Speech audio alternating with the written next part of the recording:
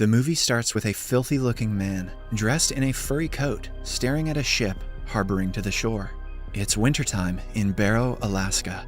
Everyone in the town is preparing for the upcoming polar night, a month-long period where the sun does not rise. It is the last day before 30 long days of complete darkness begins. Barrow's sheriffs, Eben Olesen and Billy Kitka, are examining a pile of burnt satellite phones in the snow. As a result, the town doesn't have access to communication with the outside world. Most people in the town are leaving to avoid the 30 days of isolation, while others are preparing for it. After all, this sounds like child's play after what we've just been through. At a local dog kennel, someone gruesomely stabs all the dogs to death. Eben gets informed about the situation and he agrees to check it out. Eben's wife, Stella, works for Alaska's fire department. She is in the town for the day, but hasn't told Eben because they're not on good terms. However, on her way to catch a flight home, she gets into an accident, so she calls Eben for help. However, Eben replies that he is busy and sends Billy instead. At the kennel, as Eben examines the dead dogs, he notices that the dogs were stabbed repeatedly and mutilated. He then reassures the owner John Reese that they will find the culprit.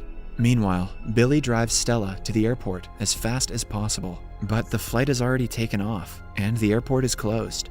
She is now stuck in the town for the next 30 days as well. Eben goes to the police station where he meets his little brother, Jake Olesen, and his grandmother, Helen Munson, who works in the station as well. She informs him about a vandalism problem at the Utilidor. As Eben reaches Utilidor, he meets his friends Carter and Wilson. He finds out that someone has destroyed Wilson's helicopter. Eben quickly realizes that someone is trying to cut off every means of communication with the outside world. Elsewhere, the town's electrical manager, Gus, is busy working at his station when he hears noises from outside. As he steps outside to investigate with his torch, he is surrounded by several mysterious figures. He tries to run away, but he is attacked. The strangers slowly kill him while sucking his blood. It is then revealed that the strangers are vampires who plan to feast on Barrow for the next 30 days.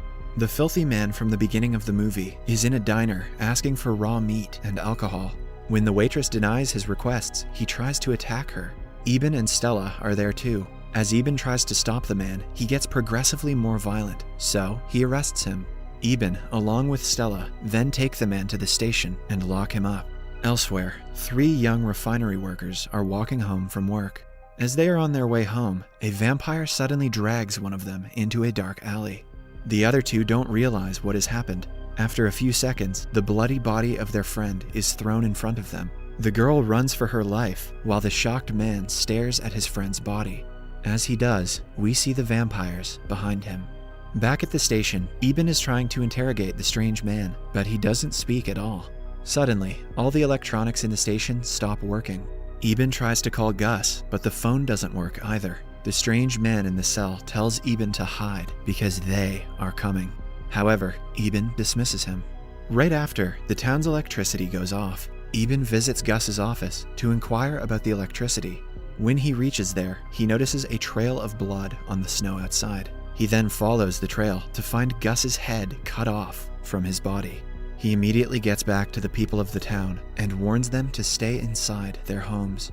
John and his wife, Allie, are indoors cooking dinner when suddenly a vampire breaks in through the kitchen's glass window. I guess staying inside isn't a very good tactic. The vampire then snatches Allie and runs away. That vampire is all kinds of thirsty. John tries his best to save his wife and is injured in the process.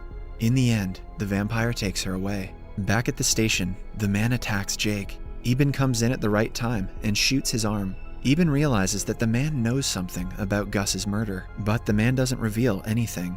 After that, Eben and Stella set off to look for the murderers themselves. They notice something off in the way and get out of their car. Stella sees something through her binoculars and tells Eben to get back in the car. As they drive away, a vampire chases the car and gets on top of it. Eben shoots the vampire, but it doesn't affect him. Stella somehow manages to drop him off the vehicle, and they escape. They then get a call from the station. Helen screams for help on the other end. They drive to the station to see blood splashed everywhere. Jake and Helen are nowhere to be found, but the stranger is still inside the cell. When asked what happened, he replies that they don't want him and asks Eben to kill him. A few people gather at the diner, and they discuss that the vampires don't die when they get shot. It is also revealed that they feed off of blood. Who would have thought? Then we finally see the faces of the vampires. Their leader is named Marlowe. He talks in a foreign language and orders the others to kill everyone. Following the orders, the vampires start killing everyone who comes in their way. Eben and Stella rush to the diner from earlier to investigate. Jake and the other survivors are there too. However, Helen was killed by one of them. Eben takes everyone to the attic of a house nearby. As the rest hide, he and Stella go out to look for weapons, but they are attacked by the vampires again. They flip Eben's car and try to drag Stella out. Right when the vampires are about to kill Stella, a bearded man named Brower comes to their aid and hits the vampires with his bulldozer. Eben and Stella somehow manage to get in Brower's car and drive away. They drive back to the house and meet the others in the attic. They hear the screams of people being killed outside, but do not dare to leave.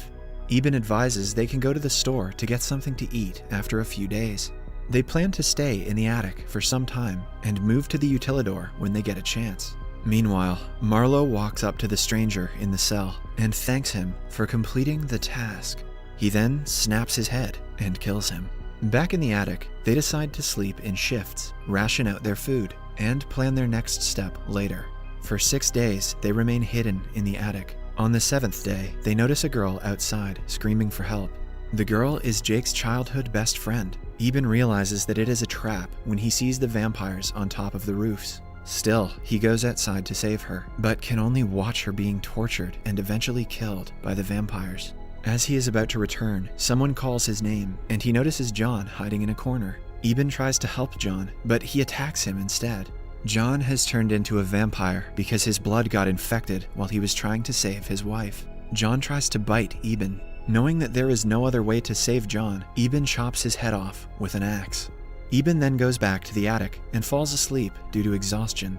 There, Wilson's father, who has dementia, tries to run away looking for his dead wife. Wilson and Stella calm him down, but the old man escapes through a window.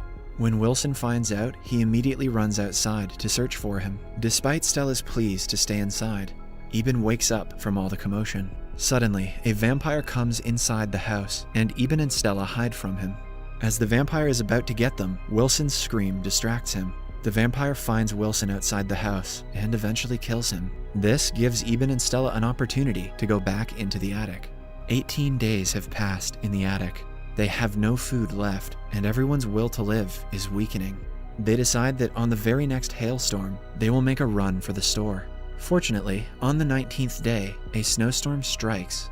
They carefully walk towards the store. When they reach there, they collect food and supplies.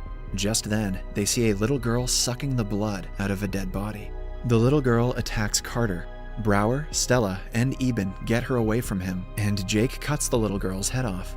The storm has already stopped when they are ready to leave. Now they are stranded in the store.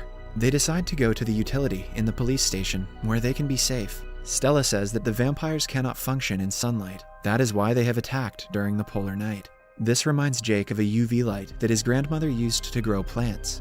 Eben decides to run to his grandmother's house to distract the vampires and use the UV light to kill them while others escape to the utility. He then runs out screaming with an axe. The vampires hear his screams and run after him. Others run to the police station to hide in the utility room. Elsewhere, Eben starts a generator in his grandmother's house. He then gets prepared for the vampires with the UV light. The group of vampires surround the house. Marlowe orders his girlfriend, Iris, who is also a vampire, to kill Eben. However, as Iris breaks through the window inside the house, Eben shines the UV ray on her face, burning it completely. Eben then realizes the vampires are going to turn the generator off. He makes his escape from the back door.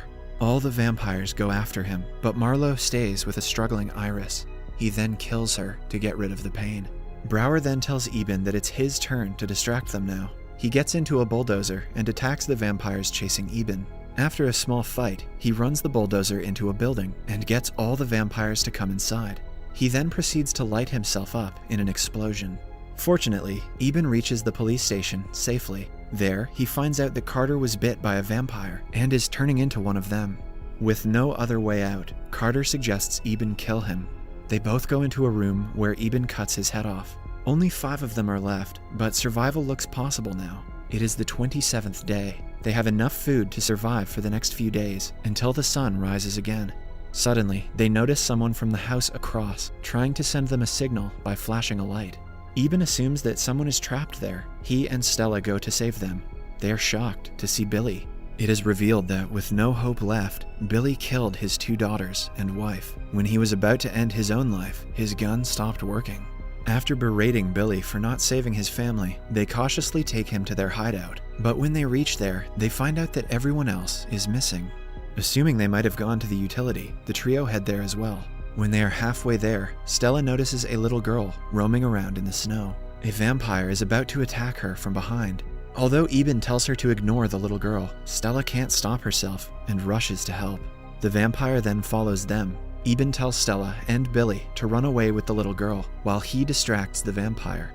All 3 of them run away in different directions. Eben somehow makes it to the utility, but finds Stella and Billy missing. Billy finally reaches the utility, but a vampire gets in as well. He attacks Billy and bites him in the neck. After a long struggle, the 2 men finally kill the vampire by pushing him into the meat grinder, but in the process, Billy's hand gets accidentally ripped off too. Billy has incredibly bad luck. Eben then notices that Billy has been bitten, so he reluctantly cuts off his friend's head with an axe. It is the last night of the 30th day now. If they can survive this night, they will be free tomorrow. Other people from the group start celebrating, while Eben sees Marlowe and his fellow vampires gathering through a window.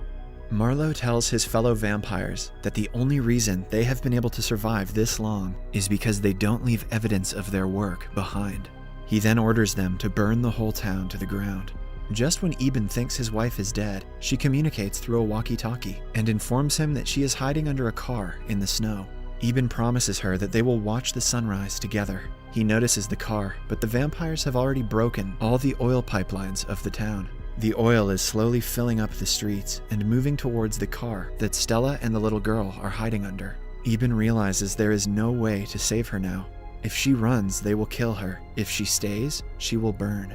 The vampires light the fire, and slowly, it starts to take the whole town with it. With no options left, he takes some of Billy's blood out through a syringe and injects it into himself. He knows that this will turn him into a vampire. His friends watch helplessly as he transforms. He is now a threat to others in the group, so they decide to kill him. However, his brother Jake stops them. Eben then says his goodbyes to his brother and goes out to fight Marlowe. After a long struggle, Eben finally manages to kill Marlowe by jamming his hand through Marlowe's head. The other vampires see their leader dead and run away. Finally, the sun rises and everyone comes out. Stella and Eben watch the sunrise together. They share one last kiss, which is sweet but seems kinda risky. The story ends when the rays of the sun fall onto Eben's body. He starts to burn and eventually dies in Stella's arms.